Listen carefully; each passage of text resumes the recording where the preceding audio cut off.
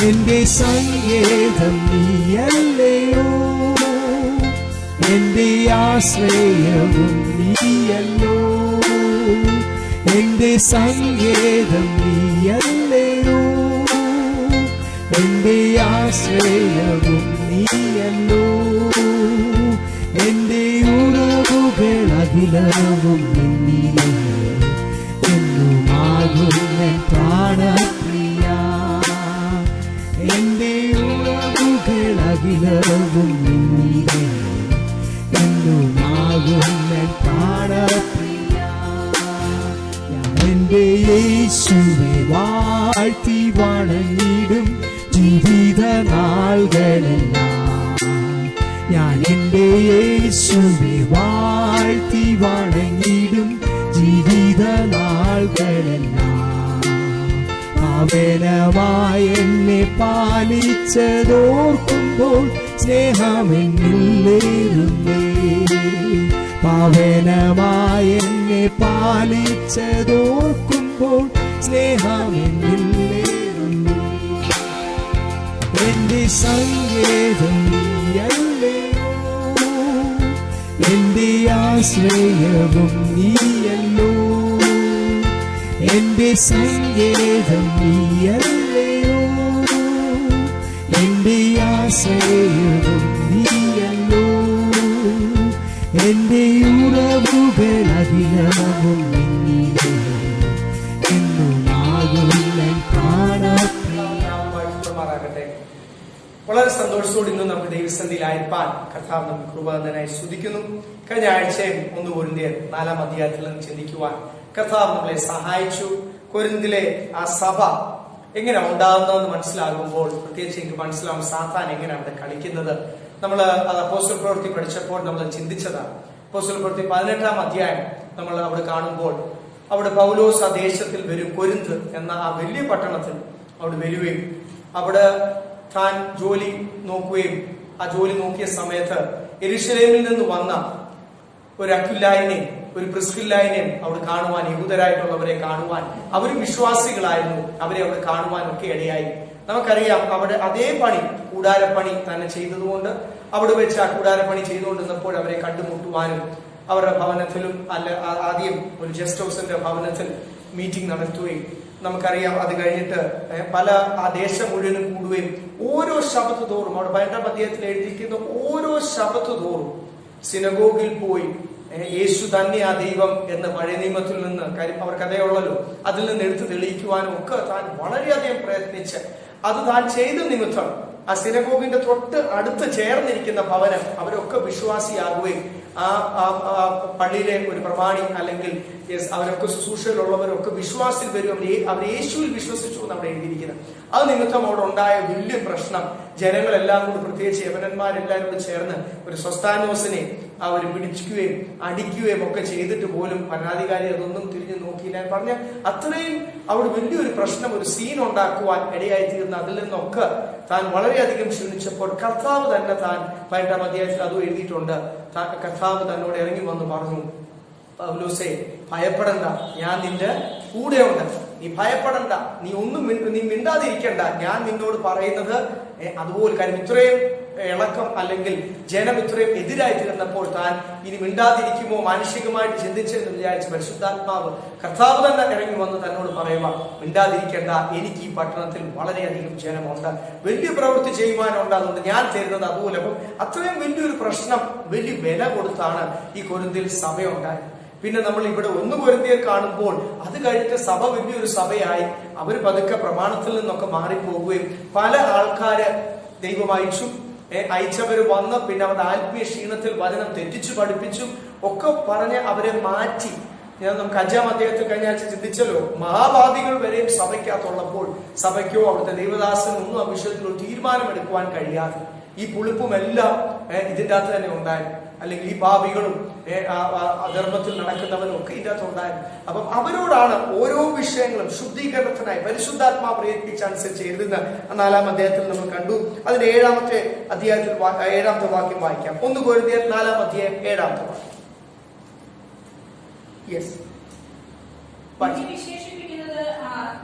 ലഭിച്ചതല്ലാതെ എനിക്ക് എന്തുള്ളൂ? ലഭിച്ചതെങ്കിലോ ലഭിച്ചതല്ല എന്ന പോലെ പ്രശംസിക്കുന്നത് എന്ത്? ഇത്ര ക്ഷണത്തിൽ നിങ്ങൾ തൃപ്തന്മാരായി. സ്തോത്രം. അപ്പൊ ഇവിടെ എല്ലാം നമ്മൾ കണ്ടു, നിങ്ങൾ എന്തിനു വേണ്ടിയാണ് നിങ്ങൾ ഇറങ്ങിയത്? ഇത്ര ക്ഷണത്തിൽ നിങ്ങൾ എന്ത് ചെയ്തു? തൃപ്തന്മാരായി. എന്തൊക്കെയോ ലഭിച്ചു എന്ന് വിചാരിച്ച്. കാര്യം അവരുടെ ഫോക്കസ് എല്ലാം എന്തിലായിരുന്നു? ഭൗമിക വിഷയത്തിലായിരുന്നു.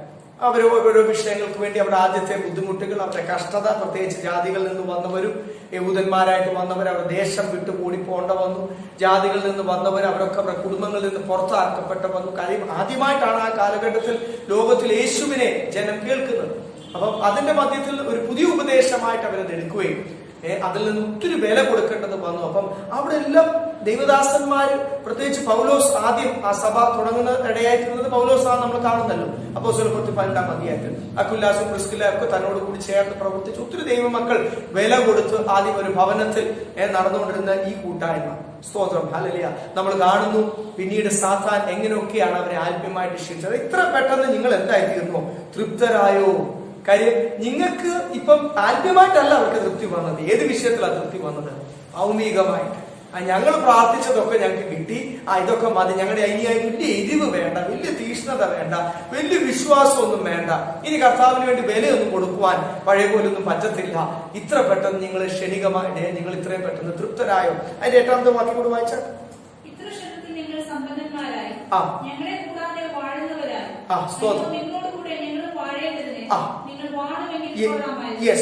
ഇവിടെ എഴുതിയിരിക്കുന്നത് ഞങ്ങളെ കൂടാതെ ഇപ്പൊ നിങ്ങൾ വാഴുന്നു. ഇത്ര പെട്ടെന്ന് നിങ്ങൾ സമ്പന്ന. അപ്പൊ മനസ്സിലായല്ലോ എന്തിലും അവര് തൃപ്തിയായതെന്ന് മനസ്സിലായല്ലോ. സ്തോത്രം, ഹല്ലേലൂയ. എന്ന് വെച്ചാൽ അവർക്ക് ഈ ഭൗമിക വിഷയങ്ങൾ പണ്ട് ഒന്നുമില്ലായിരുന്ന അവസ്ഥയിൽ നിന്ന് ദൈവം ഇത്രത്തോളം അവരെ ഭൗമികമായിട്ടും അനുഗ്രഹിച്ചപ്പോൾ, വലിയൊരു പട്ടണമാണെന്നുകൊണ്ട് നമ്മൾ ചിന്തിച്ചല്ലോ, അനുഗ്രഹിച്ചപ്പോൾ അവർക്കിപ്പം ആത്മീയ വിഷയത്തിന് അല്ലെങ്കിൽ വചനത്തിന്റെ അടിസ്ഥാനത്തിലൊന്നും നിൽക്കാൻ വയ്യ. അവർ ഇത്ര പെട്ടെന്ന് സമ്പന്നന്മാരായി. ഇത്ര പെട്ടെന്ന് ഇപ്പം അവര് ദൈവദാസൻ പറയും, ഞാനാ നിങ്ങളെ വിശ്വാസത്തിൽ കൊണ്ടുവന്നത്, ഞാൻ കാരണമാണ് സഭയുണ്ടായി, ഞാൻ കാരണമാണ് വചനത്തിന്റെ വെളിച്ചം ഈ ദേശത്തിലേക്ക് വരുവാനിടയായി തീർന്നത്. ആത്മാവിൽ ആരാധിക്കുന്നവർ അല്ലെങ്കിൽ ദൈവത്തിൽ ദൈവകൽപ്പന അനുസരിച്ച് വേർപെട്ട ഒരു കൂട്ടം ഇവിടെ ഉണ്ടായി. ഇപ്പൊ ഞങ്ങളെ ഒന്നും വേണ്ട, പറയുന്നത് കേൾക്കാനും വയ്യ, നിങ്ങളങ്ങ് വാഴുക. ഈ ലോക്ക്ഡൌണിന്റെ ഒക്കെ കാലഘട്ടത്തിൽ ഞാൻ പലരുടെ ഫീഡ്ബാക്ക് കേട്ടോ. പല ദൈവമക്കളൊക്കെ പല ഗ്രൂപ്പിലൊക്കെ ഇരുന്ന് കേട്ടു, ഇനി നമുക്ക് പാസ്റ്റർമാരൊന്നും വേണ്ട, ഇനി സഭയൊന്നും വേണ്ട, ഇതുപോലെ വീട്ടിലിരുന്ന് പ്രാർത്ഥിച്ചാൽ മതി, എത്ര നല്ലതാ, എവിടെ വേണേലും പോയി എന്ത് വേണം വചനങ്ങൾ കേൾക്കാം.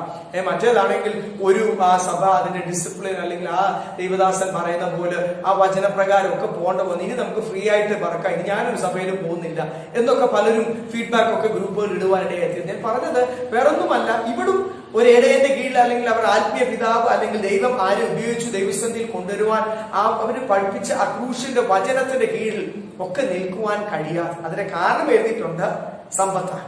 അതിന്റെ കാരണം കാര്യം നമ്മളിവിടെ നേരത്തെ കണ്ടല്ലോ, ഇപ്പോഴത്തെ ഗ്രൂപ്പിസമായി സഭ.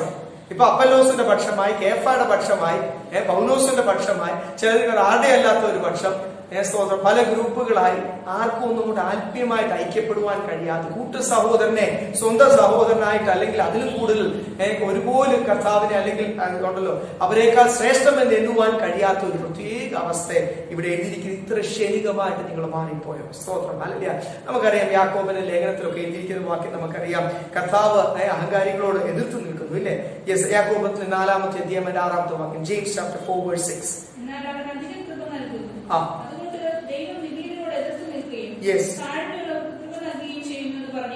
സ്തോത്രം. നെഗളികളോട് കർത്താവ് എന്ത് ചെയ്യുന്നു? ഇവിടെ ഉണ്ടായതാ. ഇപ്പം അവർക്ക് നെഗളം നിമിത്തം പൗലോസ് അല്ലെങ്കിൽ അവിടെ ആദ്യം ഉണ്ടായ അല്ലെങ്കിൽ അവരുടെ ദൈവദാസൻ ഞങ്ങൾ കൂടാ നിങ്ങളങ്ങ് വാഴുവാന്ന അപ്പോസ്തലൻ ഹല്ലേലൂയ പ്രൈസ് ലോർഡ് പരിശുദ്ധാത്മാവിൽ എഴുതിയിരിക്കുന്നത്. അപ്പം ഇത്ര ക്ഷണികമായിട്ട് നിങ്ങൾ സമ്പന്നന്മാരായ ഞങ്ങൾ കൂടാ നിങ്ങൾ വാഴുവാണോ? സ്തോത്രം, ഹല്ലേലൂയ. ഇവിടും നമ്മൾ കണ്ടു നെഗളികളോട് കർത്താവ് എതിർത്ത് നിൽക്കുന്നു. പിന്നെ ആർക്കാ കർത്താവ് കൃപ കൊടുക്കുന്നത്? Praise Lord. God gives grace to the humble. താഴ്മയുള്ളവനാ കർത്താവ് എന്ത് നൽകുന്നത്? വീണ്ടും കൃപ നൽകുന്നത്. കൃപ ഇല്ലാതെ നമുക്ക് നിൽക്കാൻ പറ്റത്തില്ല. അതൊന്ന് പറഞ്ഞ് മനസ്സിലാക്കുമായിരുന്നു അപ്പോസ്തലനോട്. കൃപയില്ലാതെ നിൽക്കാൻ പറ്റത്തില്ല ദൈവമക്കളെ. Hallelujah praise Lord. നിൽക്കുന്നു എന്ന് വിചാരിച്ചാൽ ഹല്ലേലൂയ അവൻ വീഴാതിരിക്കാൻ എന്ത് ചെയ്യണം?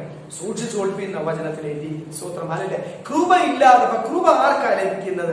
ഇവിടെ ഈ കൊരിന്ത്യർ സഭയ്ക്ക് പലർക്കും ഉണ്ടായ ഒരു നെഗളം പോലെ ഇത്ര ക്ഷണികമായിട്ട് നിങ്ങൾ മാറിപ്പോയി. സ്തോത്രം. ഹല്ലേലൂയ. Praise the lord. അതുകൊണ്ട് അവിടെ എഴുതിയിരിക്കുന്നത് God gives grace to the humble. താഴ്മയുള്ളവന് അവൻ കൃപ നൽകുന്നു. നിഗളിയോട് കർത്താവ് ഒന്നും പറയാനില്ല. പക്ഷെ ഞങ്ങളുടെ അവസ്ഥയും ഞങ്ങളെ ഇപ്പോഴും കർത്താവ് ശുശ്രൂഷയിൽ നിർത്തുവാൻ അല്ലെങ്കിൽ ആ കൃപയിൽ നിൽക്കുവാൻ കാരണം യെസ് അല്ലല്ല 8:9 വായിച്ചാൽ യെസ് അല്ല അത് നമുക്ക് കൊരിന്ത്യർ ലേഖനം യെസ് അല്ലല്ല 4-ാമത്തെ അധ്യായം നമ്മൾ പഠിച്ചുകൊണ്ടിരിക്കുന്ന ഭാഗം യെസ് 1 കൊരിന്ത്യർ 4:8-9. ഞങ്ങളെ കൂടാതെ ഇപ്പൊ നിങ്ങൾ ആ തീരുമാനങ്ങൾ എടുക്കരുത്. You are ruling. യെസ് വാഴുന്നു. സ്തോത്രം.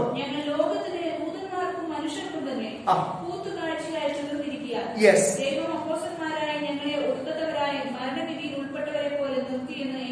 Price the lord. ഹല്ലേലൂയ. അപ്പോസ്തലൻ പറയുക നിങ്ങൾ ചിലപ്പം ഞങ്ങളെ നോക്കുമ്പോൾ ഞങ്ങളുടെ അവസ്ഥ എന്തുവാ?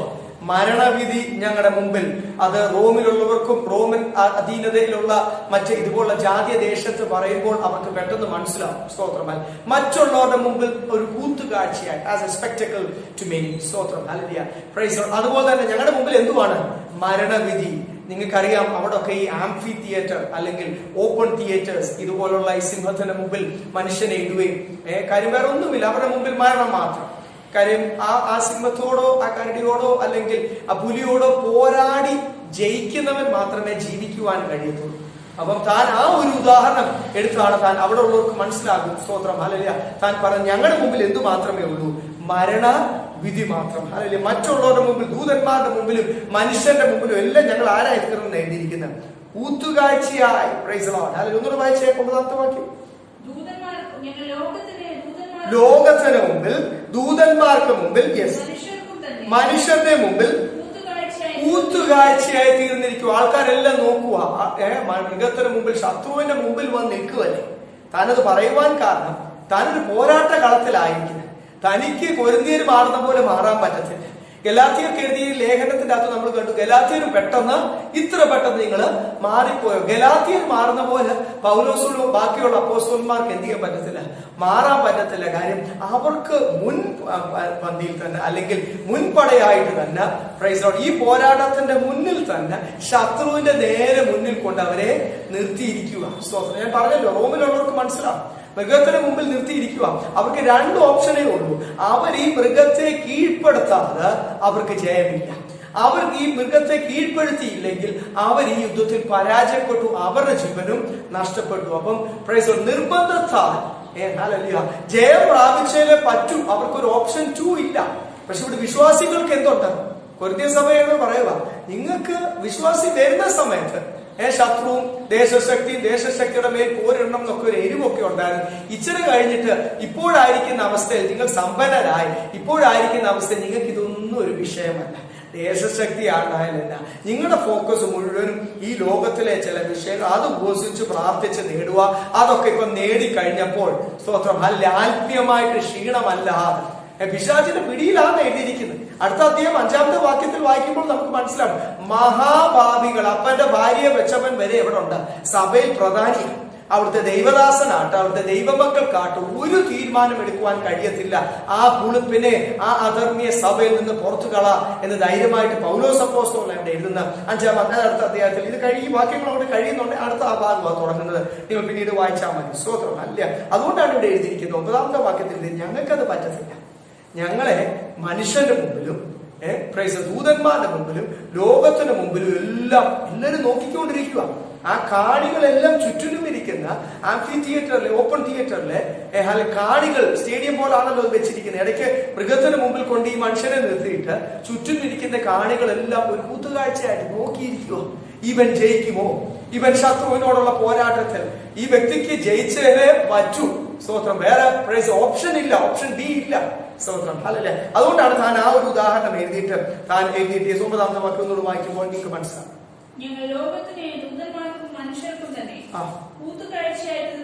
സ്തോത്രം. ഇനി അപ്പോസ്തലന്മാരെ ഞങ്ങളെ മരണവിധി എന്ന പോലെ നിർത്തിയിരിക്കുക. ഇനി 10-ാമത്തെ വാക്യം വായിച്ചേ. യെസ്, ഞങ്ങൾ ക്രിസ്തു നിമിത്തം ഭോഷന്മാർ. നിങ്ങൾ ആരാ? ഭയങ്കര ബുദ്ധിയുള്ളവരാ. കാര്യം പ്രൈസ് ലോർഡ്. യെസ്, പിന്നെ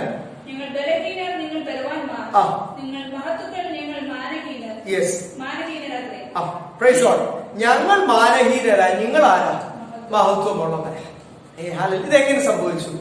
കാര്യം ഈ പ്രൈസ് ഞാൻ പറഞ്ഞത് ഇവർക്ക് മുഴുവൻ ഇവരുടെ ഫോക്കസ് ഏത് വിഷയത്തിലായിരുന്നു? ഈ വിശ്വാസികൾ ആദ്യം വിശ്വാസി വരുമ്പോൾ അവരുടെ കഷ്ടതയ്ക്ക് വേണ്ടി ഈ ദേവദാസന്മാർ പ്രാർത്ഥിച്ചു, അവരുടെ ഭൗമിക വിഷയത്തിന് വേണ്ടി ഈ ദേവദാസന്മാർ പ്രാർത്ഥിച്ചു, വേറെ എന്തൊക്കെ അവരുടെ പ്രാർത്ഥനാ വിഷയങ്ങളുണ്ട്, അവരുടെ പാരമ്പര്യ ബന്ധനം, ദേശശക്തി. അപ്പൊ ഇവര് പ്രാർത്ഥിച്ച് പ്രൈസ് ലോർഡ്. ഈ പോരാട്ടം മുഴുവൻ ആരാ സഹിച്ച? ഈ മൃഗത്തോടുള്ള യുദ്ധം. എഫെസോസിലെ ദേശത്ത് പൗലോസ് അപ്പോസ്തലൻ പറയുന്നുണ്ടല്ലോ, ആ പോരാട്ടത്തെ പറ്റി എങ്ങനെയാ പറഞ്ഞത്? മൃഗയുദ്ധം എന്നാ പറയുന്നത്. ഒരു മൃഗത്തോട് പോരാടുന്നവൻ അറിയാം, ആരും സൂപ്പർമാൻ ഒന്നുമല്ല. നമ്മൾ നോക്കുന്നുണ്ട്, മൃഗം താഴെ വീഴത്തില്ല. അതുമായിട്ട് മൽപിടുത്തം പിടിക്കണം. അതിന്റെ നഖം, അതിന്റെ പല്ല് എല്ലാം ദേഹത്ത് പോറും കീറും പറച്ച് കീറും. ഇതൊക്കെ ചെയ്യും. സ്തോത്രം. അല്ലല്ലേ? എന്നിട്ടാണ് ആ മൃഗത്തെ എന്ത് ചെയ്യണത്? കീഴ്പ്പെടുത്തണം. തൊടാതെ എന്തും കീഴ്പ്പെടുത്തുവാൻ പറ്റത്തില്ലല്ലോ. ഹല്ലേലൂയ. Praise Lord. തൊടുമ്പോഴത്തേക്ക് എന്തോ സംഭവിക്കുന്നത്? അള്ളിപ്പറയ്ക്കും, കടിച്ചു കീറും. ഇതെല്ലാം സംഭവിച്ചിട്ട് ഈ അപ്പോസ്തലന്മാര് ദേശശക്തിയോട് പോരാടി, ഈ ദൈവദാസന്മാര് അവരുടെ പാരമ്പര്യ ശക്തിയോട് പോരാടി, അവരുടെ വിഷയങ്ങൾക്ക് വേണ്ടി പ്രാർത്ഥിച്ചു. അതുകൊണ്ടാണ് എഴുതിയേക്കുന്നത്, നിങ്ങളിപ്പം മഹത്വമുള്ളവരാ, ഞങ്ങളും ആരാ? സ്തോത്രം. ഹല്ലേലൂയ. ഞങ്ങൾ മാനഹീനരാ. Praise Lord. ഹല്ലേലൂയ. പിന്നെ നിങ്ങളാരാ? നിങ്ങൾ അനുഗ്രഹിക്കപ്പെട്ടവരാ. പക്ഷെ ഞങ്ങൾ ഇപ്പോഴും കഷ്ടം സഹിക്കുന്നവരാണ്. So we are still suffering. സ്തോത്രം. ഹല്ലേലൂയ. Praise the lord. യെസ്. ഹല്ലേലൂയ. ഒന്നുകൂടെ വായിച്ച 10ാമത്തെ വാക്യം. യെസ്, ഞങ്ങൾ ക്രിസ്തു നിമിത്തം ഭോഷന്മാരാ. കാര്യം ലോകം നോക്കുമ്പോൾ അങ്ങനെ. ലോകം നോക്കുമ്പോൾ എന്തുവാ? എന്നും കഷ്ടം, എന്നും പോരാട്ടം, എന്നും ശത്രുവിനോട് പോരാട്ടം. ഓരോ വ്യക്തികൾ വിടുതൽ പ്രാപിക്കുക. ഈ വിടുതൽ പ്രാപിച്ച് താൻ ഈ ചെയ്തത്, ദൈവത്തിന് വേണ്ടി ചെയ്ത് വില കൊടുത്തത്, മറ്റുള്ളവരുടെ വിടുതലിന് വേണ്ടി വില കൊടുത്തത്, ദൈവത്തിന് വില കൊടുക്കാതെ വേറൊരു വ്യക്തിക്ക് വിടുതൽ കിട്ടത്തില്ല. യേശു കർത്താവ് നമുക്ക് വേണ്ടി വില കൊടുത്തത് കൊണ്ടും നമുക്ക് വേണ്ടി നഗ്നനായതുകൊണ്ടും സ്തോത്രം, നമുക്ക് വേണ്ടി hallelujah praise Lord yes hallelujah വളരെയധികം മനുഷ്യനായിട്ട് ഇറങ്ങി വന്ന് ഒരു ഹീനനായിട്ട് ഒരു ശപിക്കപ്പെട്ടവനായി തീർന്നത് കൊണ്ടാണ് നമ്മൾ ശാപത്തിൽ നിന്ന് എന്ത് പ്രാപിച്ചത്? മോചനം പ്രാപിച്ചത്. സ്തോത്രം. ഹല്ലേലൂയ പ്രൈസ് ലോർഡ്. അപ്പം നമ്മൾ ഹല്ലേലൂയ ആ കാര്യം മറന്നു പോകും. കർത്താവ് നമുക്ക് വേണ്ടി വില കൊടുത്തത് കൊണ്ടാണ് നമ്മൾ ഇപ്പോൾ സന്തോഷം അനുഭവിക്കുന്നത്. നമ്മൾ വേറൊരാൾക്ക് വേണ്ടി ഒരു ദൈവദാസൻ വില കൊടുക്കുമ്പോഴാണ് ആ വ്യക്തി എന്ത് ചെയ്യുന്നത്? ആയിരിക്കുന്ന അവസ്ഥയിൽ നിന്ന്, ആ ബന്ധനത്തിൽ നിന്ന് വിടുതൽ പ്രാപിക്കുന്നത്. അത് വിളിച്ചു പറയാനല്ല ഇവിടെ പൗലോസ്. പക്ഷെ പൗലോസ് പറയുവാൻ കാരണം അവരതൊക്കെ അങ്ങ് മറന്നുപോയി. അവരാ പഴയതെല്ലാം മറന്നുപോയി. അവരിപ്പം സമ്പന്നരായി, അവരിപ്പം ലോകത്തിൽ തൃപ്തരായി. അവർക്ക് പ്രൈസ് ലോർഡ് ഹല്ലേലൂയ ഇനി കൃപയൊന്നും വേണ്ട. അവരുടെ ഉള്ളിൽ ആ നെഗളം വീഴുവാനിടയായി തീർന്നു. തീർച്ചയായിട്ടും സാത്താൻ അവിടെ പ്രവർത്തിക്കും, അവിടെ പാപം വർദ്ധിക്കും. പിന്നെ സഭകൾ ഉണ്ടായത് എന്തൊക്കെയാണ് നമ്മൾ കാണുന്നത്. അപ്പം നിങ്ങൾ സ്തോത്രം, ഞങ്ങൾ ആരായി? ഹല്ലേലൂയ പ്രൈസ് ലോർഡ് മാനമില്ലാത്തവരായി, നിങ്ങൾ അനുഗ്രഹിക്കപ്പെട്ടവരുമായി. യെസ്. വീണ്ടും 11 തൊട്ട് ആ ഭാഗം തന്നെയാണ് എഴുതിയിരിക്കുന്നത്. Yes hallelujah. ഒന്ന് വായിച്ച താൻ ആ ബലം കൊടുത്ത അവസ്ഥയാണ്. 11, 12, 13 വായിച്ച. വിശന്നും ദാഹിച്ചും ഉടുപ്പാനില്ലാതെയും കുത്തുകൊണ്ടും സ്ഥിരവാസം കൂടാതെ. കാര്യം കർത്താവ് അയക്കുന്നിടത്തെല്ലാം പോയിക്കൊണ്ടിരിക്കുക. ദൈവമക്കളെ ഇതിനല്ല ദേവദാസന്മാരെ ഇതിന് പ്രതിഫലമുണ്ട് കേട്ടോ. സ്തോത്രം. യെസ്. വേറെ ആരെയും ആശ്രയിക്കാതെ വെളിയിൽ നിന്ന് ഫണ്ടൊന്നും റേസ് ചെയ്യാതെ. അതൊക്കെ ഇപ്പോഴത്തെ ട്രെൻഡല്ലേ. അത് വചനത്തിന്റെ പ്രമാണമല്ലല്ലോ. സ്തോത്രം. ഹല്ലേലൂയ പ്രൈസ് ലോർഡ്. ദൈവം ഓരോ സ്ഥലത്ത് എങ്ങനെ പ്രവർത്തിക്കണം, എങ്ങനെ ആയിരിക്കും അവിടുത്തെ വരുമാനം എന്ന് കർത്താവ് പറയും. അതനുസരിച്ച് നമ്മൾ നിൽക്കും. സ്തോത്രം. ഹല്ലേലൂയ. ഇവിടെ എഴുതിയിരിക്കുന്ന പൗലോസ് അപ്പോസ്തലൻ ഇവിടെ നമുക്കറിയാം കൊരിന്ത്യ ദേശത്ത് കൂടാരപ്പണി ചെയ്താണെന്നാണ്. ഹല്ലേലൂയ. സാധാരണ ലേബർ വർക്ക് ചെയ്താണ്. തന്റെ പണി അതൊന്നും അല്ല.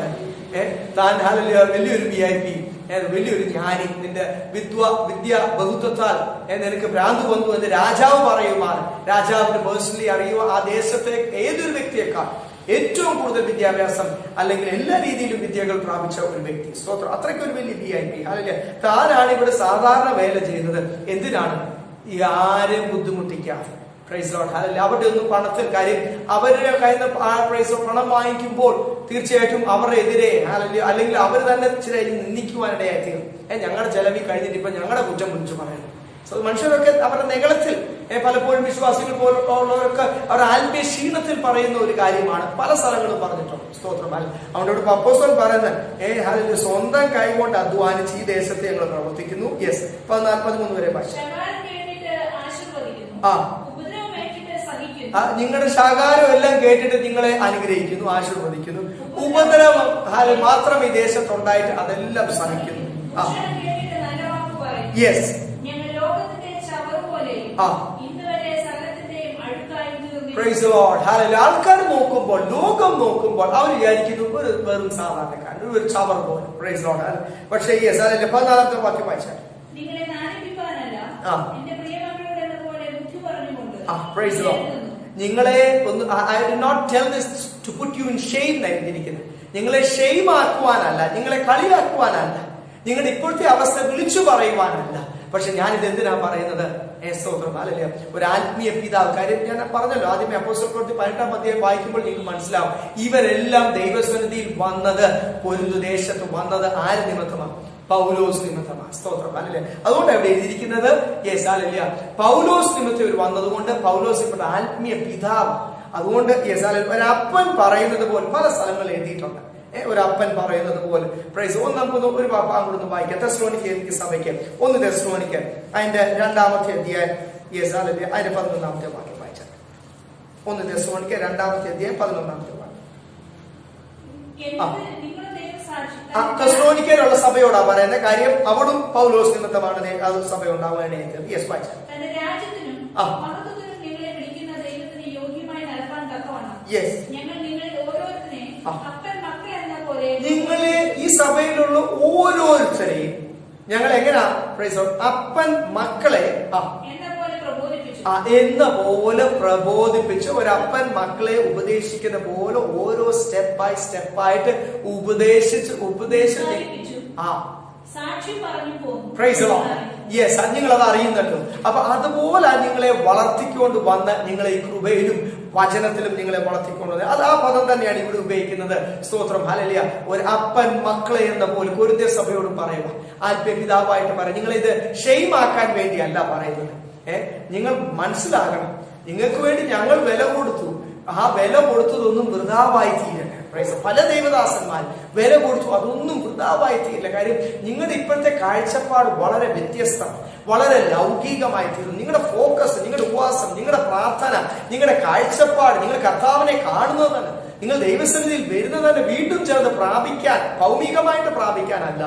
നിങ്ങൾ ആ ഭൗമിക അവസ്ഥയിൽ നിങ്ങൾക്ക് തൃപ്തിയാണ്. നിങ്ങളുടെ ആത്മീയ ക്ഷീണത നിങ്ങൾക്കൊന്നും മനസ്സിലാക്കുവാൻ കഴിയുന്നില്ലല്ലോ. അതാണ് ഇവിടെ വിളിച്ചു പറയുന്നത്. നിങ്ങളെ കളിയാക്കാനല്ല എന്ന് പറഞ്ഞിട്ടാണ് പറഞ്ഞത്. ഒരു അപ്പൻ മക്കളെ പ്രബോധിപ്പിക്കുന്ന പോലെ, ഉപദേശിക്കുന്ന പോലെ ഞാൻ നിങ്ങളോട് പറയുന്നു. സ്തോത്രം. അല്ല, അതിന് 5-ാമത്തെ വാക്യം വായിച്ചാൽ തിരിച്ച് നമ്മുടെ കൊരിന്ത്യയിലേക്ക്.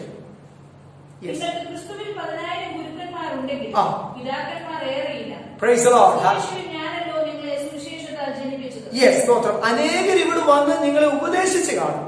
അനേകർ അതിന് ശേഷം വന്ന് പല പൊതു ശുശ്രൂഷകരും വന്നു പോകുന്നവരും ഉത്തരവാദിത്തമില്ലാത്തവരായതുകൊണ്ടാണല്ലോ അവരെ വചനം തെറ്റിച്ചു പഠിപ്പിച്ചത്. സ്തോത്രം. ഹല്ലേലൂയ. പ്രൈസ്. അവരുടെ ആത്മീയ ക്ഷീണത്തിൽ അവർ വന്ന് പലവിധ ലൗകിക ഉപദേശവും, നിങ്ങൾ ഇവിടെ വലുതാവും, ലോകത്തിൽ വലുതാവും, ലോകത്തിൽ ഫോക്കസ് ചെയ്യുവാൻ, ഇവിടെ മാനം കിട്ടുവാൻ എന്തുവാ ചെയ്യേണ്ടത്, ഇവിടെ വലിയ ആകുവാൻ എന്തുവാ ചെയ്യേണ്ടത്, ഇവിടെ ഭൗമിക അനുഗ്രഹം പ്രാപിക്കുവാൻ എന്നൊക്കെ പറഞ്ഞ് തെറ്റിച്ച് വചനം പരിശുദ്ധാത്മാവിലല്ലാതെ ഈ ലോകത്തിന്റെ സുവിശേഷം പലരും നിങ്ങളോട് പറഞ്ഞു കാണും. Praise Lord. ഹല്ലേലൂയ. പക്ഷേ നിങ്ങൾക്ക് ഉപദേശം പറയുവാൻ ഒത്തിരി പേരുണ്ടെങ്കിലും അപ്പൻ പ്രൈസ് ലോർഡ് അല്ലെ, ഞങ്ങളല്ലയോ നിങ്ങളുടെ ആത്മീയ യെസ്, ഹല്ലേലൂയ, പ്രൈസ് ലോർഡ് എന്ന് പറഞ്ഞിട്ടാണ് പൗലോസ് പറഞ്ഞ കാര്യം. നിങ്ങൾ ആദ്യം അവരെയൊക്കെ അവിടെ സഭ ഉണ്ടാവാൻ ആദ്യത്തെ വിശ്വാസികളൊക്കെ ദൈവസന്നിധിയിൽ കൊണ്ടുവരാൻ ഇടയായി തീർന്നു. പ്രൈസ്. ഒത്തിരി അപ്പന്മാർ നിങ്ങൾക്ക് ഇല്ലല്ലോ, അത് മറന്നു പോകല്ലേ. കാര്യം മറ്റുള്ളവർക്കൊന്നും ഉത്തരവാദിത്തമില്ല. പക്ഷെ ഈ ആത്മീയ അപ്പൻ എന്തുവാ പറയുന്നത്? എനിക്ക് ഉത്തരവാദിത്വം, വില കൊടുത്തത്. ഈ ദേശത്തിൽ ഞങ്ങൾ വന്ന് അപ്പോസ്തല പ്രവൃത്തി 18-ാം അധ്യായം വായിക്കുമ്പോൾ ജനമെല്ലാം കൂടി ഇളകി വന്ന് ഞങ്ങളെ കൊന്നുകളയാൻ പോയപ്പോൾ അത്രയും വില കൊടുത്താണ് ഈ ദേശശക്തിയെ ബന്ധിച്ച് ബലവാനെ പിടിച്ചു കെട്ടിയിട്ട് ആ ബലവാന്റെ കയ്യിലിരിക്കുന്ന അനേക ജാതികളെ വിശ്വാസത്തിൽ കൊണ്ടുവന്ന കൊരിന്ത്യർ സഭ ഉണ്ടാവാനിടയായി തീർന്ന ഉപദേശിമാർ നിങ്ങൾക്ക് ഒത്തിരി കാണും. പക്ഷെ അപ്പനൊന്നേ ഉള്ളൂ. Price the lord. ഹല്ലേലൂയ. അല്ലെങ്കിൽ അധികം ചില ദൈവദാസന്മാരായിരിക്കും നിങ്ങളെ പണിതെടുത്തത്.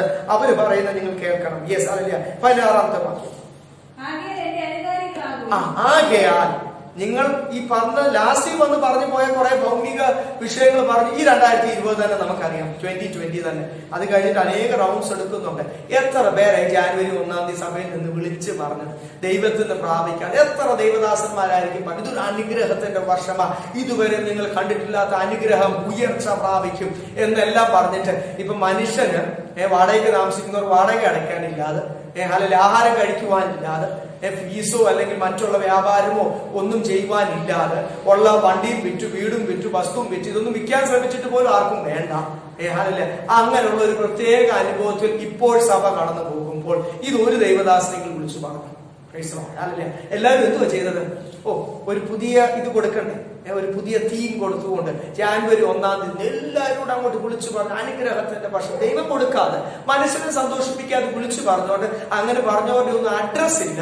പക്ഷെ ജനങ്ങൾ അവരെ കളിയാക്കുവാൻ ആ വീഡിയോകൾ എടുത്ത് ഇങ്ങനെ സർക്കുലേറ്റ് ചെയ്ത് അവരെ കളിയാക്കിയ ട്രോളായിട്ട് തീർന്നിട്ടുണ്ട്. അവരെ ലോകമനുഷ്യർ പോലും കളിയാക്കുക.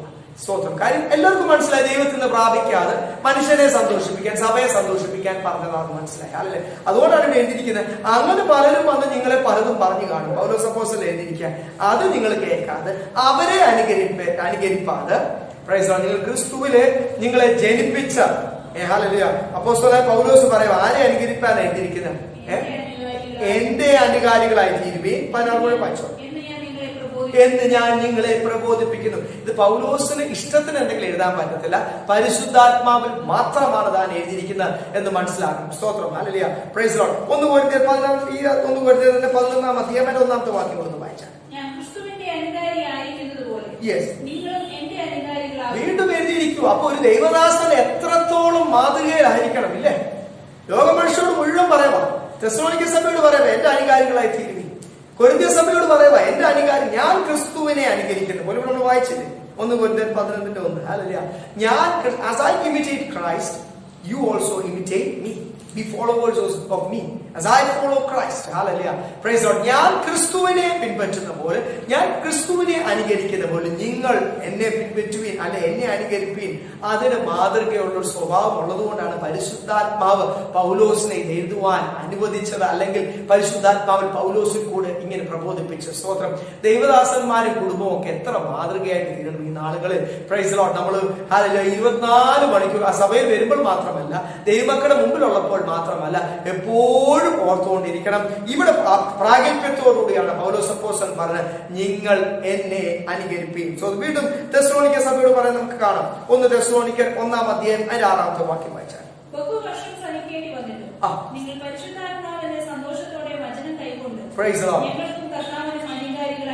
ബഹു കഷ്ടങ്ങൾ സഹിക്കേണ്ട വന്നിട്ടും നിങ്ങൾ ആരുടെ അനുകാരികളായി തീർന്നു?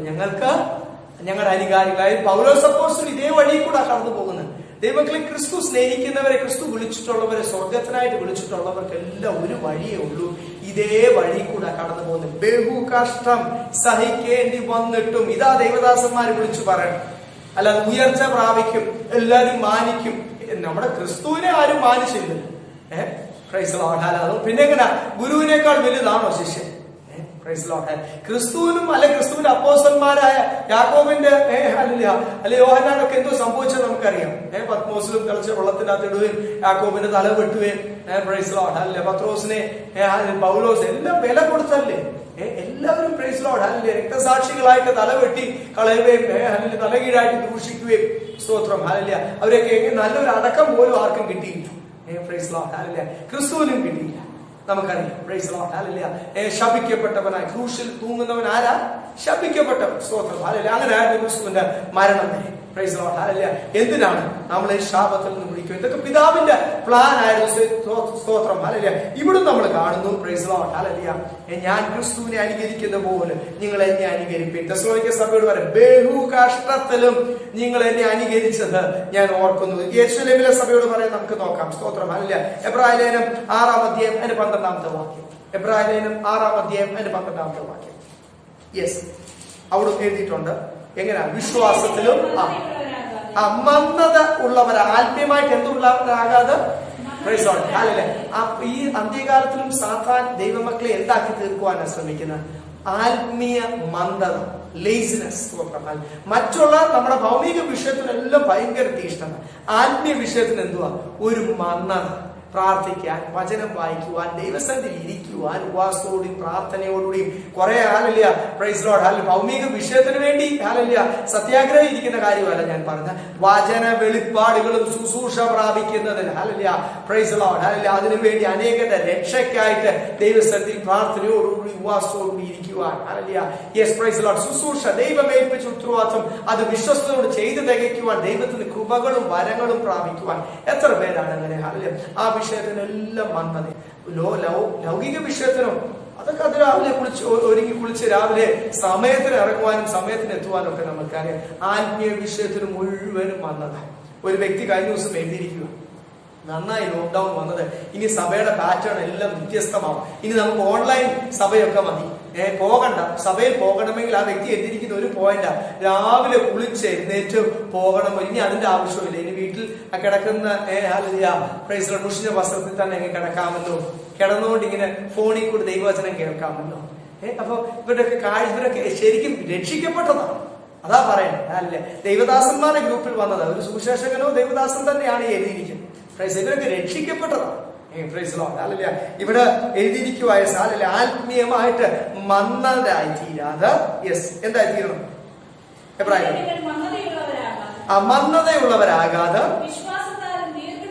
വിശ്വാസത്താലും ദീർഘക്ഷമയാലും. എങ്ങനെയാണ് ദൈവത്തിന്റെ വാഗ്ദത്തങ്ങൾ പ്രാപിക്കേണ്ടത്? വിശ്വാസത്താലും. അനേക കഷ്ടങ്ങൾ വരുമ്പോൾ അവിടെ ഒക്കെ സഹിക്കുക, അവിടാണ് ദീർഘക്ഷമ പ്രാപിക്കുന്നത്. ഒരു കഷ്ടത കഴിയുമ്പോൾ അടുത്ത കഷ്ടത, ഒരു പരീക്ഷ കഴിയുമ്പോൾ അടുത്ത പരീക്ഷ. അവിടെ ഒന്നും പെറുപെറുക്കാതെ, അവിടെ ഒന്നും പ്രമാണം വിട്ടുപോകാതെ, അവിടെ ഒന്നും വചനം അടച്ചു വെച്ചിട്ട് എനിക്കിനി വേണ്ട എന്ന് പറയാം. സ്തോത്രം, ഹല്ലേലൂയ, പ്രൈസ് ലോർഡ്. യെസ്, വിശ്വാസത്താൽ, നല്ല ഉറപ്പുള്ള വിശ്വാസത്താലും ദീർഘക്ഷമയാലും. യെസ്, അങ്ങനെയാണ് വാഗ്ദത്തം. വാഗ്ദത്തത്തിന്റെ പദം തന്നെ ഈ കാലഘട്ടത്തിൽ മാറിയിരിക്കുവാണ്. വാഗ്ദത്തം എന്ന് പറഞ്ഞ ഉടനെ ചില ദേവദാസന്മാരും കൺവെൻഷൻ പ്രാസംഗികരും എല്ലാം നിനക്കൊരു പ്രവാചകന്മാരും ഒക്കെ നിനക്കൊരു വാഗ്ദത്തമുണ്ട്, അമേരിക്കയിൽ പോകുന്നുള്ള വാഗ്ദത്തം, കാനഡയിൽ പോകുന്നു, ഓസ്ട്രേലിയ, ഇതൊന്നും അല്ല ദൈവമക്കളെ വാഗ്ദത്തം. അവിടെ ഉള്ളവരൊക്കെ ഇവിടെ കിടന്ന് കരയുക. ഗവൺമെന്റ് അവർക്ക് പ്ലെയിൻ അയക്കാത്തതിനോട് ഫോണിൽ കൂടെ ഒക്കെ വീഡിയോ എങ്ങനെയെങ്കിലും ഞങ്ങൾക്ക് ഞങ്ങളുടെ നാട്ടിൽ വരണമേ എന്ന് കിടന്ന് കരയും. ഇപ്പൊ മനസ്സിലായാലും ഇതല്ല വാഗ്ദത്തം. സ്തോത്രം. അല്ല, എല്ലാവരും സ്വർഗത്തിൽ പോകുന്ന പോലെ അക്കരെ കടക്കുവാൻ വേണ്ടി കിടന്ന് കരഞ്ഞ് വിളിച്ച് ഉപവസിച്ച് പ്രാർത്ഥിച്ച് ഹല്ലേലൂയ വിസ ഒപ്പിച്ച് പോയി. Price the lord. ഹല്ലേലൂയ. ഇതൊന്നും അല്ല ദൈവമക്കളെ വാഗ്ദത്തം. നിങ്ങൾ ഇനി അന്റാർട്ടിക്കയിൽ ആരും അന്റാർട്ടിക്കയ്ക്കും ഹല്ലേലൂയ കസാക്കിസ്ഥാനോ ഉസ്ബെക്കിസ്ഥാനോ ചൈനയിലോ റഷ്യയിലോ അല്ലെങ്കിൽ ഹല്ലേലൂയ ഇതുപോലുള്ള കഷ്ടത അനുഭവിക്കുന്ന സ്ഥലത്തേക്കൊന്നും പോകാൻ വാഗ്ദത്തം ലഭിക്കുന്നില്ലല്ലോ.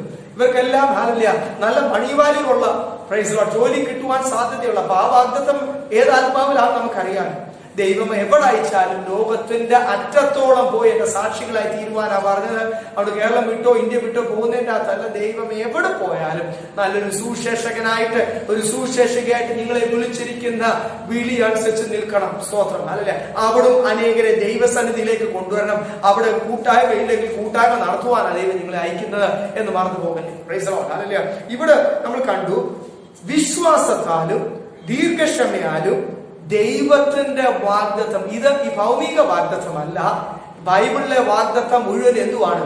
സ്വർഗീയ വാഗ്ദത്തമാണ്. Hallelujah, praise Lord. അപ്പം സ്വർഗത്തിലെ ഓരോ ആത്മീയ അനുഗ്രഹങ്ങൾ നിങ്ങൾ പ്രാപിക്കുന്നത് എങ്ങനെ ആയിരിക്കണം? വിശ്വാസത്താലും ദീർഘക്ഷമയാലും. വീണ്ടും 17ാമത്തെ വാക്യം. യെസ്, തിരിച്ചു കൊടുത്തേ. Praise Lord.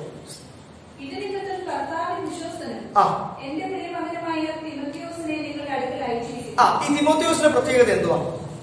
വായിച്ചാ തുറന്നു.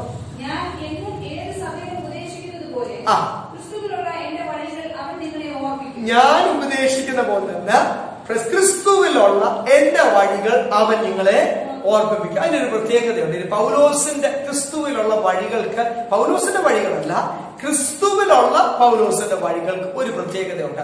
പൗലോസിന്റെ ഡെഡിക്കേഷൻ, ആ സമർപ്പണത്തിന്, പൗലോസിന്റെ അനുസരണം, പൗലോസ് കഷ്ടം അനുഭവിക്കുവാനും അവിടെ എല്ലാം ഓരോ ദേശത്ത് അവൻ എന്നാ പ്രയോജനം? പൗലോസ് അപ്പോസ്തലൻ എന്നാ പ്രയോജനം? നമ്മളത് മനസ്സിലാക്കണം.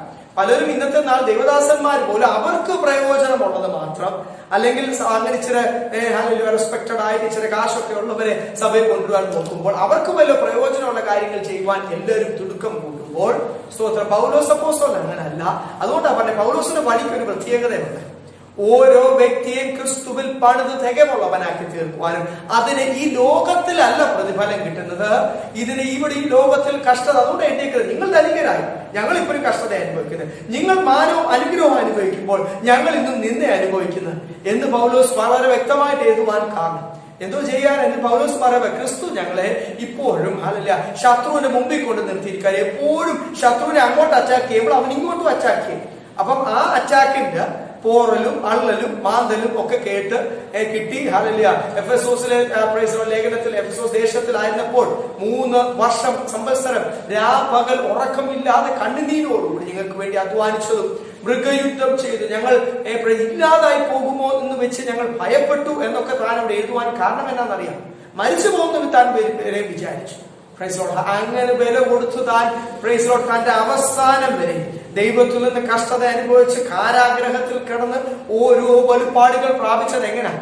യോഹന്നാൻ പത്മോസിൽ കിടന്ന് പൗലോസ് അപ്പോസ്തലൻ പല പ്രാവശ്യം കാരാഗ്രഹത്തിൽ കിടന്ന്, അങ്ങനെയാണ് ഓരോ ദേശത്തിനും അവിടെ നിങ്ങൾ മനസ്സിലാക്കണം, നിങ്ങൾ ഇപ്പോൾ വിശ്വാസത്തിലും ഈ ഭൗമികമായിട്ടുള്ള സന്തോഷം അനുഭവിക്കുന്നതിന്റെ പുറകെ ദൈവദാസന്മാരെ വില കൊടുത്തത് അത് വെറുതെ ആയി പോകല്ല. നിങ്ങളും അനേകരെ നേടുവാൻ വേണ്ടി കഷ്ടം സഹിക്കാതെ ആരെയും നേടുവാൻ കഴിയത്തില്ല. ദൈവം ആഗ്രഹിച്ച ആ പാറ്റേണിൽ പോകണം.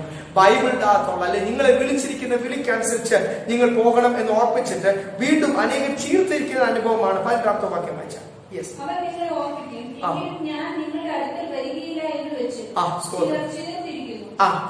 ഇവിടെ എഴുതിയിരിക്കുക, നിങ്ങൾ വിചാരിക്കേണ്ട ഞാൻ നിങ്ങളുടെ അടുത്ത് വരത്തേയില്ല, എന്നെ എനിക്ക് കാണുക വേണ്ടായിരുന്നു. ഞാൻ ഇങ്ങനെ ലേഖനത്തിൽ കൂടും അത് ഒന്ന് പ്രൈസ് കൊരിന്ത്യരാണ്. അത് കഴിഞ്ഞിട്ട് എന്നിട്ടും ഇവർക്ക് മാറാത്തത് കൊണ്ട് വേറെയും ചില മാറേണ്ട ഏരിയകളാണ്. കുറച്ചുകൂടെ ആഴത്തിലാണ് 2 കൊരിന്ത്യർ എഴുതിയിരിക്കുന്നത് ചില വർഷങ്ങൾക്ക് ശേഷം. സ്തോത്രം, ഹല്ലേലൂയ. അതുകൊണ്ട് നിങ്ങൾ ഇനി വിചാരിക്കേണ്ട ഞാൻ നിങ്ങളുടെ അടുത്ത് വരത്തില്ല, അങ്ങനെയൊന്നും അല്ല. എനിക്കൊരു ഉത്തരവാദിത്വം നിങ്ങളുടെ മേലുണ്ട്.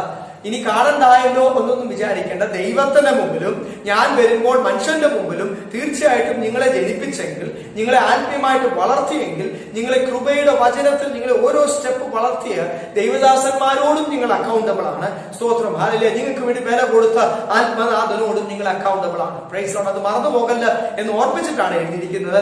നിങ്ങൾ ചീർത്തു പോയിട്ട് അയ്യോ ഇനി സപ്പോസ് ഇങ്ങോട്ട് വരുന്നേ ഇല്ലല്ലോ, തന്നെ കാണണ്ട, അല്ല, ഞാൻ വരും. ദൈവം എന്നെ അയക്കുമ്പോൾ ഞാൻ നിങ്ങളെ വരും, നിങ്ങൾ എന്നെ കാണേണ്ടത് വരും. ആ സമയത്ത് നിങ്ങളുടെ ഈ ആത്മീയ ക്ഷീണത്തിന് നിങ്ങൾ കണക്ക് പറയേണ്ടി വരും. പൗലോസ് പോകുന്ന അധികാരത്തിന് അങ്ങനെ എന്തെങ്കിലും ഒന്നും തന്നോട് പറയാൻ പറ്റത്തില്ല.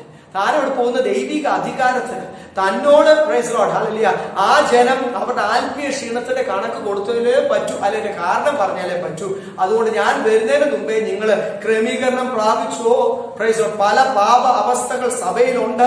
ഹല്ലേലൂയ. അത് അടുത്ത അധ്യായത്തിലൊക്കെ താൻ അത് വിളിച്ചു പറയുന്നുണ്ട്. താൻ പറയുക പ്രൈസ് ലോർഡ് ചീർത്തിരിക്കുന്ന അവസ്ഥ മാറിയിട്ട് ആദ്യമേ നമ്മൾ വായിച്ചത് നിങ്ങളങ്ങ് നെകളമാണ്.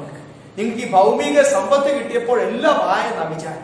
നിങ്ങൾക്ക് ഇപ്പൊ ആത്മീയ വിഷയം, ശുശ്രൂഷ, ഇതൊന്നും നിങ്ങൾക്ക് ഒരു വിഷയമല്ല. Praise Lord. ആ എരിവൊക്കെ പോയി, ദൈവ ഭയം പോയി. Praise Lord. ഹല്ലേലൂയ. അതുകൊണ്ട് നിങ്ങൾ ഹല്ലേലൂയ ഒരുങ്ങിയിരുന്നോ, ഞാൻ വരും, എന്നോട് കണക്ക് പറയണം. വീണ്ടും ചീർത്തിരിക്കുന്ന അവസ്ഥ 19ാമത്തെ വാക്യം. യെസ്,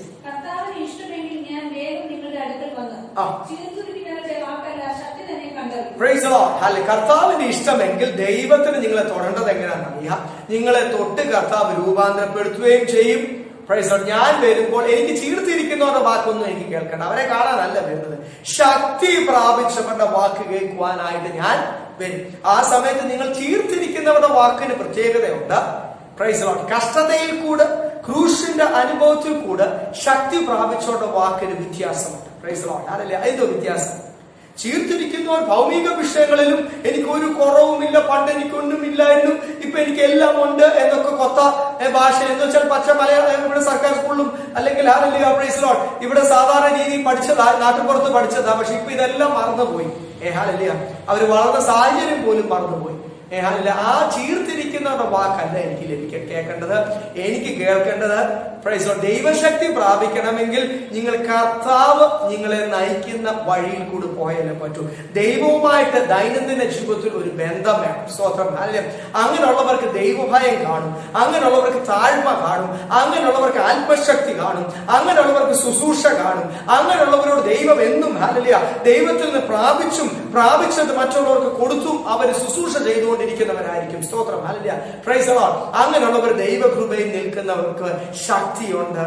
കാര്യം ദൈവശക്തി അങ്ങനെ ചുമ്മാതെ കർത്താവ് കൊടുക്കത്തില്ല, അനുയോഗ്യരായവർക്കേ കൊടുക്കത്തുള്ളൂ. ദൈവത്തിന് വേണ്ടി താലന്തുകൾ ഉപയോഗിക്കുന്നവർക്കേ കൊടുക്കത്തുള്ളൂ. സ്തോത്രം. അല്ലെ, അവിടെ നിങ്ങൾ വരുമ്പോൾ രണ്ടു കൂട്ടം ആൾക്കാർ, ഞാൻ പറഞ്ഞല്ലോ സഭയിൽ രണ്ടു കൂട്ടം ആൾക്കാരെ പറ്റി പരിശുദ്ധാത്മാവ് പറയുന്നു. ഒന്ന്, ഭൗതികമായിട്ട് ഒരു കുറവുമില്ല, ചീർത്തിരിക്കുക, ആത്മീയമായിട്ട് ഒന്നുമില്ല.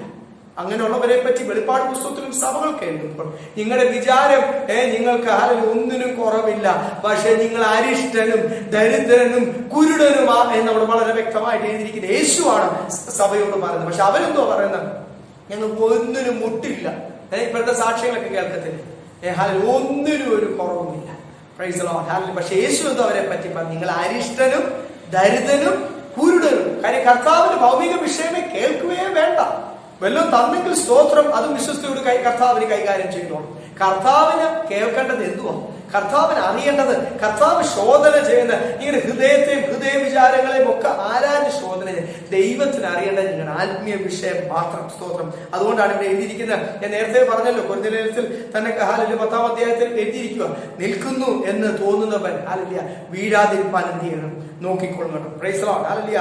സ്തോത്രം. അതുകൊണ്ട് ഇവരോട് പറയുമ്പോൾ ഞാൻ വരുന്നത് ചീർത്തിരിക്കുന്നവരെ കാണുവാനല്ല, അങ്ങനെയുള്ളവരുടെ വാക്ക് കേൾക്കുവാനല്ല.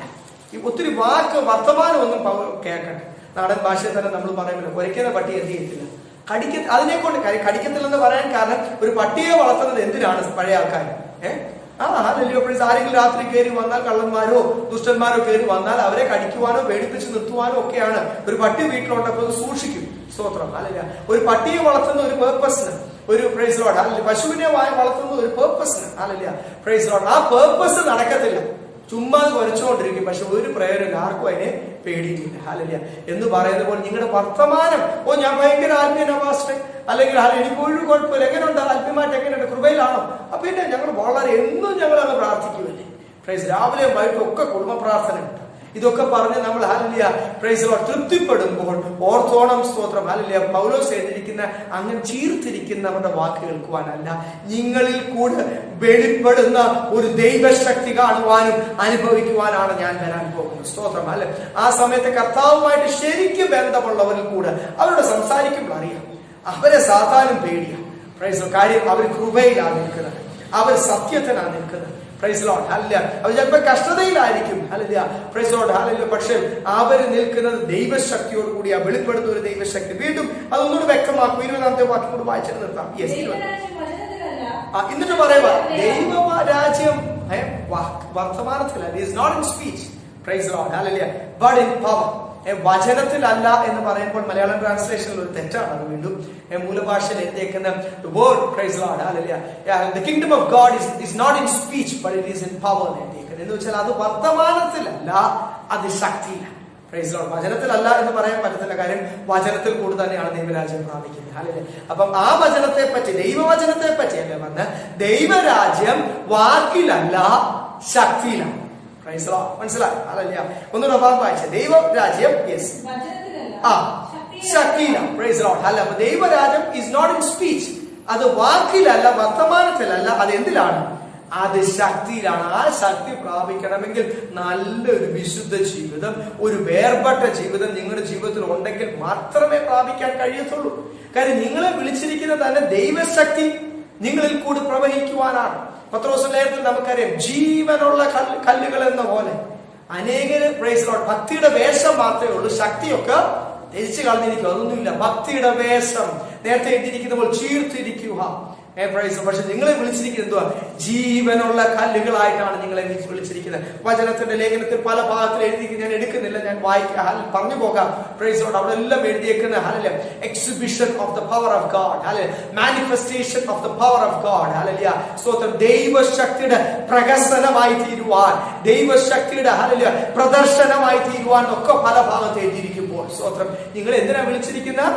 ദൈവശക്തിയുടെ പ്രദർശനമായി തീരുവാൻ. Praise Lord. ഹല്ലേലൂയ. ഓർത്തോണം. ഹല്ലേലൂയ. നിങ്ങളിൽ കൂടെ പ്രൈസ് ലോർഡ് ഹല്ലേലൂയ the power of God should be revealed, should be magnified. സ്തോത്രം. ഹല്ലേലൂയ. Praise Lord. ഹല്ലേലൂയ. should be manifested. yes. ഹല്ലേലൂയ. സ്തോത്രം. അപ്പോൾ ഇവിടെ ഹല്ലേലൂയ എഴുതിയിരിക്കുന്ന പോലെ ദൈവ രാജ്യം വാക്കിലല്ല, പിന്നെ എന്തിനാണ്? ദൈവശക്തിയാണ്. Praise Lord. ഹല്ലേലൂയ. അപ്പം ഇവിടെ നമ്മൾ കണ്ടു, അവരോട് പറയുക ചീർത്തിരിക്കുന്നവരുടെ വാക്ക് കേൾക്കുവാനല്ല, ആ ദൈവശക്തി പ്രാപിക്കുക. റോമാലേഖനത്തിൽ, എഫേസ്യ ലേഖനത്തിൽ നിന്നുണ്ട്. കാര്യം ഏത് ലേഖനമാണ് നമ്മൾ എടുത്തു കഴിഞ്ഞാൽ ഏത് സഭയോടാണ് പരിശുദ്ധാത്മാവിന് ഒരു കാര്യം പറയാനുള്ളൂ. ഇവിടെ എറണാകുളത്തുള്ള ദൈവമക്കളോടാണെങ്കിലും കേരളത്തിലും ഇന്ത്യയിലും ലോകത്തിന്റെ ഏത് ഭാഗത്തുള്ള ദൈവമക്കളാണെങ്കിലും ലേഖനത്തിൽ എല്ലാം എഴുതിയിരിക്കുന്നത്. അതുകൊണ്ടാണ് എല്ലാ ലേഖനത്തിൽ നോക്കിയാൽ ഒരു കാര്യം തന്നെ എഴുതിയിരിക്കുന്നത്. സ്തോത്രം. ഇവിടെ എഫേസ്യർക്ക് എഴുതിയിരിക്കുന്നത് നമുക്ക് വായിച്ച് നിർത്താം. എഫേസ്യ ലേഖനം 6-ാം അധ്യായം 10-ാമത്തെ വാക്യം. ഒടുവിൽ ലേഖനം എഴുതിയില്ല, അതിന്റെ ലാസ്റ്റിൽ നിർത്തുക. എഫേസ്യ 6:10 വായിച്ചാൽ. ഒടുവിൽ കർത്താവിൽ ശക്തിപ്പെടുവീൻ. Price the Lord. നിങ്ങളുടെ ബലം കൊണ്ടൊന്നും ജയിക്കാൻ പറ്റത്തില്ല. അതുകൊണ്ട് അവന്റെ ദൈവത്തിന്റെ അമിത ബലം. Praise the Lord. Hallelujah. Be strengthened in the power of God. അവന്റെ അമിത ബലത്തിൽ നിങ്ങൾ എന്ത് ചെയ്യണം? ശക്തിപ്പെടുവീൻ. പറയാൻ കാരണം എന്നാ? ഇവിടെ പൗലോസിന് അറിയാം എഫേസ്യ സ്ഥലത്തെ മൃഗയുദ്ധം അറിയാം. വളരെ വില കൊടുത്താണ് താൻ ഇല്ലാതായി പോകുമോ എന്ന് വിചാരിച്ച് ഭയപ്പെട്ടു പോയി. പ്രൈസ്. അതുകൊണ്ട് വിശ്വാസികളോട് വീണ്ടും ഓരോ സഭയുടെ വിശ്വാസികളോട് പറയുക, നിങ്ങൾക്ക് ബലമുണ്ടെന്നോ, നിങ്ങൾ ഭൗമിക വിഷയത്തിൽ തൃപ്തരായെന്നോ, കാശുണ്ടോ അല്ലെങ്കിൽ കോണ്ടാക്ട്സ് ഉണ്ടോ, ലോകത്തിൽ എന്തിനും ഒന്നും നടക്കത്തില്ല. പിശാചിനെ ജയിക്കണം. ജയാളികളായി തീർന്നാലും സ്വർഗത്തിൽ പോകാൻ പറ്റത്തില്ലല്ലോ. നിങ്ങളെ ഓരോ ദിവസവും ക്ഷീണിപ്പിക്കുന്ന, പാപത്തിൽ ഇട്ട് ക്ഷീണിപ്പിക്കുന്ന, സ്വത്ര പിന്മാറ്റത്തിലാക്കി മടുപ്പിട്ട്, നമ്മൾ നേരത്തെ കണ്ടില്ല മന്നത, മടുപ്പിട്ട് ക്ഷീണിപ്പിക്കുന്ന പിശാചിനോട് പോരാടിയേ പറ്റൂ. അതുകൊണ്ടാണ് എഴുതിയേക്കുന്നത്, ഒടുവിൽ സഹോദരങ്ങളെ, ഒരു പ്രബോധനമായിട്ട് താൻ പരിശുദ്ധാത്മാവിൽ പറയുക, അല്ല ദൈവം നമ്മളോട് സംസാരിക്കുക. ഒടുവിൽ സഹോദരങ്ങളെ ശക്തിപ്പെടുവീൻ. എങ്ങനെ ശക്തിപ്പെടുവീൻ? ലോകത്തിന്റെ ജ്ഞാനത്തിലോ ലോകത്തിന്റെ ധനത്തിലോ ഒന്നും രക്ഷയില്ല. അവന്റെ അമിത ബലത്തിൽ ശക്തിപ്പെടുവീൻ. നമ്മളെ ഓരോ ദിവസവും ഒരു അലർന്ന സിംഹം പോലെ ആരെ വിഴുങ്ങേണ്ടു, ആരെ ക്ഷീണിപ്പിക്കേണ്ടു എന്ന് വിചാരിച്ച് ഇന്ന് ബലമുണ്ടെങ്കിൽ നാളെ നമുക്ക് ക്ഷീണമായിരിക്കും. മറ്റന്നാളെ സന്തോഷമുണ്ടെങ്കിൽ നാളെ നമ്മുടെ സന്തോഷം എടുത്തുകൊണ്ട് ശത്രു പോകും. സ്തോത്രം. അല്ലല്ലേ?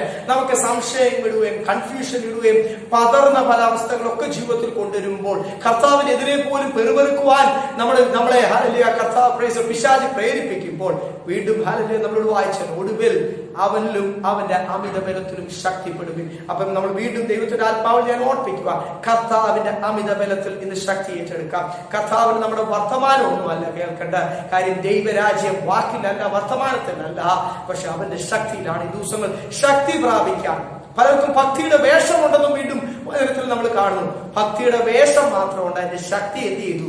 ദൈവമക്കളും ദൈവദാസന്മാരും ഒക്കെ അതിന് ആവശ്യമില്ല, അതിനെ ത്യജിച്ചു കളഞ്ഞു എന്നാണ് പരിശുദ്ധാത്മാവ് എഴുതിയിരിക്കുന്നത്.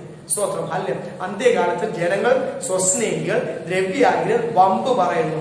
ഞങ്ങൾക്ക് ഒന്നിനും മുട്ടില്ല, ഒന്നിനും ഒരു കുറവില്ല. വമ്പ് പറയുന്നവര് അതിനു വേണ്ടി ഇരുന്നോട്ടെ. അല്ല, അതുകൊണ്ടാണ് വിശുദ്ധർ ഇനിയും തന്നെ വിശുദ്ധീകരിക്കട്ടെ. ലൗകികൻ ഇനിയും എന്തായി തീരട്ടെ? ലൗകികനായി തീരട്ടെ. ഈ വചനത്തിലും നമ്മളെ തന്നെ ദൈവസന്നിധിയിൽ സമർപ്പിക്കാം. കർത്താവ് നമ്മളെ ഈ ദിവസങ്ങൾ ദൈവശക്തി ഏറ്റെടുത്ത്. കാര്യം ദൈവശക്തി ഇല്ലാതെ രക്ഷയില്ല. നമ്മൾ പ്രത്യേകിച്ച് ആയിരിക്കുന്ന ഈ കോവിഡ് കാലം അങ്ങനെ ഒരു കാലം.